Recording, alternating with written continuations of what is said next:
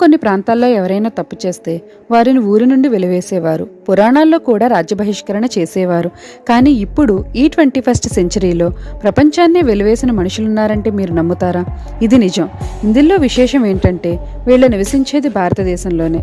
వీళ్ళు దాదాపు 60,000 సంవత్సరాలుగా ప్రపంచానికి దూరంగా బ్రతుకుతున్నారు. No cell phones, no internet, no modern technology.